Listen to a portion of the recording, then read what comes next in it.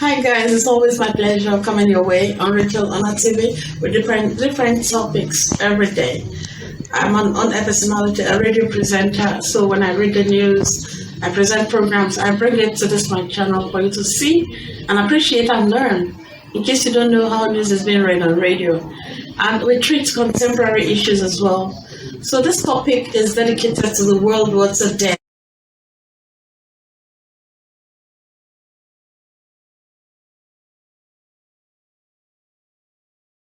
Is celebrated today.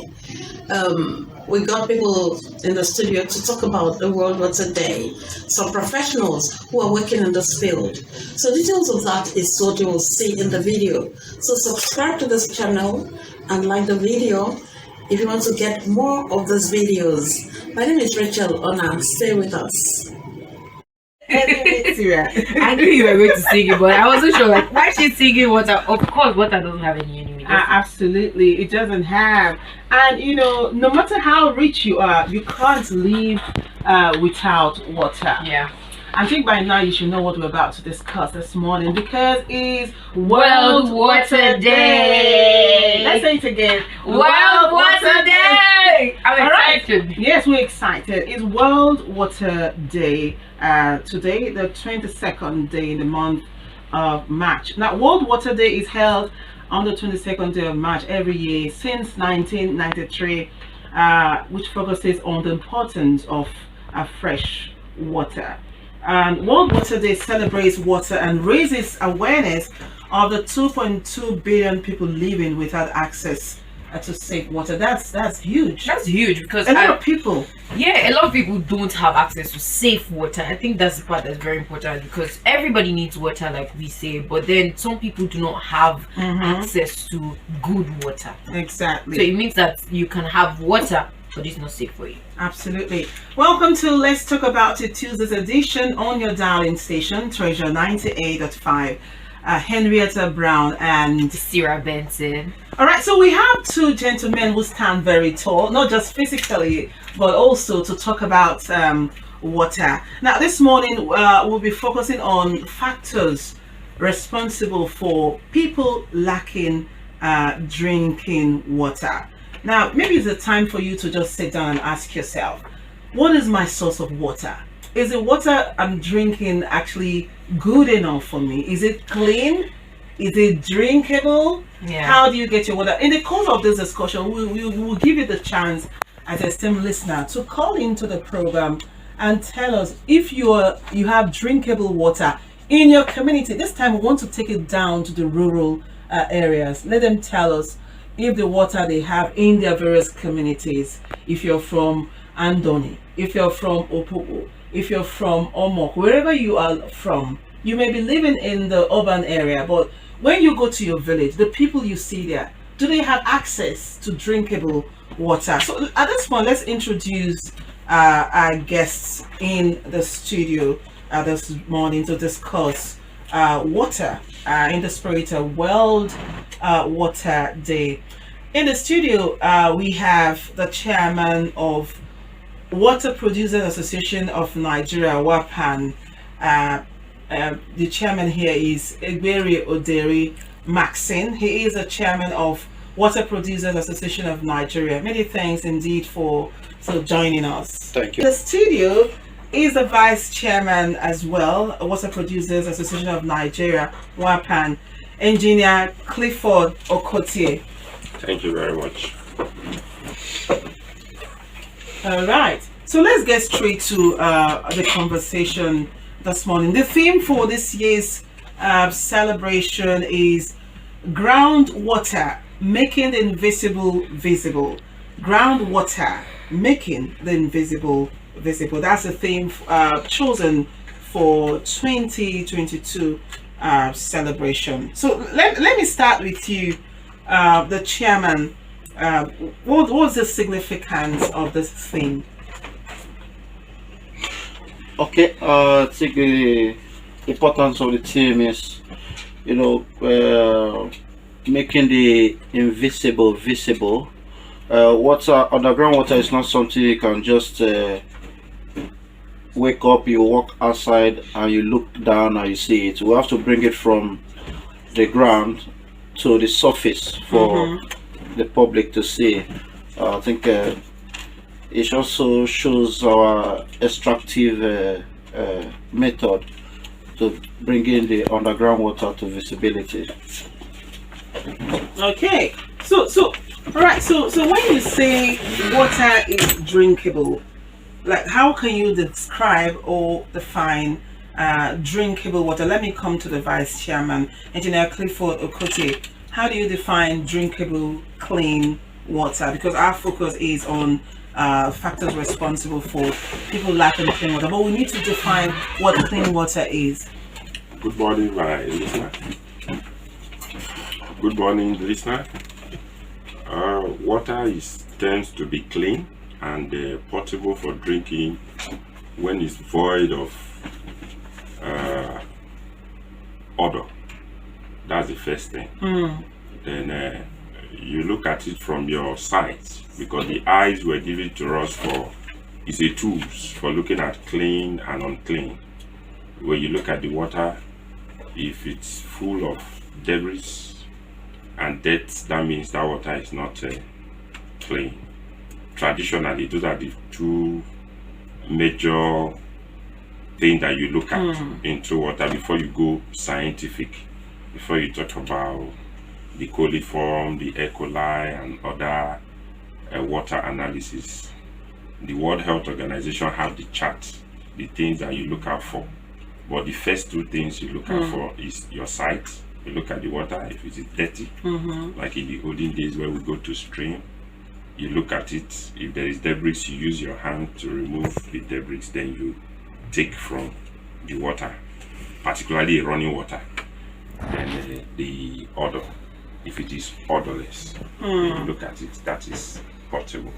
But these days, because of our pollution, industrial age, we look further than that, and that is where we come in as water producers. We do analysis on the water. We run several tests on the water to make sure that those things are like the iron. We have iron in the water.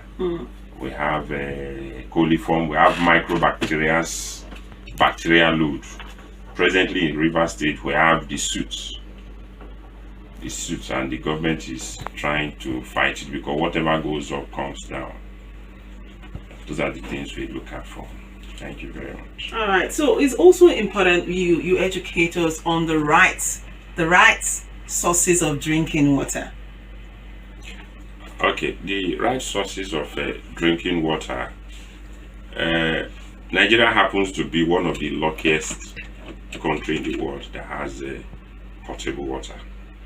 Why do I say so? Like somewhere like Sudan, if you can manage to bath once a day, that means you are close to a chairman, a local government chairman in Nigeria. And somewhere like Ethiopia, they don't have water. You go a long way to be able to get water, like 350 feet under the ground. So for you to drill a borehole in Ethiopia, you should be having almost about 10 to 15 million naira approximate.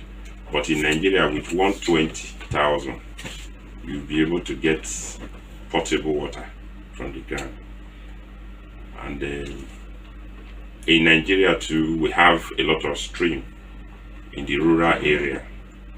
But I want to specially thank the Honorable Commissioner of Water Resources and Rural Development, Honorable Tamunogugo. He has done a lot when it comes to water. Don't forget, we have large population in Nigeria. It's not a doubt that many people don't have potable water in the rural community, but I think the government is doing their best to make sure that water gets to the rural settlements. Let me come to the chairman. What is the quality, from what you have observed, what is the quality of water in Nigeria? How can you describe it? the quality of water in Nigeria, Especially here in River State. okay, let me narrow it down to River Yes. State. Prior to now, we don't have the statistics, but with recent developments since 2020, we have been on it, and right now I can tell you that the quality of water in River State is getting to 95%. Really? Yeah, because majority of us have gone through training that was organized by the River State government, and in that training we're exposed to more method and ways of producing water, and we saw our lapses, and we adjusted immediately. Right now we can boast of what we are giving out to the public. Okay, well, the callers will tell us that and confirm to us, because we are also going to hear from them. Yeah, we are not also ruling out quacks, because that's also been battling, and that is why some persons have refused the River State government to regulate them when it comes to the production of water in River State, because we're talking about the health implication of taking bad water, and the process that we went through. In fact, we are like, we wish this thing came earlier, because once your water sample is collected from your factory, you don't even know where your water is going, the lab that is going. Even the lab person does not even know who the water belongs to. The water is not collected with your company name, it's collected with code, and the code passes 3 stages. The person from the field, when the person collects, he puts his own code. When it gets to the commission, the DG of the commission removes that code and puts his own code and submits it to the commission, and the commissioner also removes the DG's code and puts his own code before sending it to the lab. So it's not, you can't even bribe anybody. So the way your result comes out, that is how it is. So most of us, we saw our lapses, and we immediately corrected same and send our water back to the lab for another reanalysis. So right now, from the categorization at least, we are sure that once you drink any water from that categories, you are sure of drinking good and potable water. All right. So from what you said, you talked about the people. You're talking about the water industries and all that. How about the grassroots people? Now, these people don't know whether there is water industry or not. What they know is the wells, the streams, those are their own source of water. How do you check those people, the water they drink? How do they know whether it's clean or not? What do they do? How do you go about that part? Well, every sectors have its ups and downs, and its limitation. Down to the rural areas, it's not easy, because I remember that was in 2021 thereabouts, or 2020, when we went on strike. For the first time, I got a call from a community in Kula, and the man was begging seriously that their source of drinking water is the sachet water, and if we should take it out of circulation for some days, that his people are going to suffer. And in fact, I was in a vehicle when he called. I almost shed tears. It was on a radio program when I was being interviewed on air, and I think immediately the commissioner summoned our attention, and we cut it off, because we know the importance of water, and we keep trying to let people know that water is not water. And I've told somebody, when the person water na water, I said, okay, if you said water is water, please, you can just quickly go to the drain, the gutter, and get water and drink, because that one is also water. So water is not water, but potable water is life.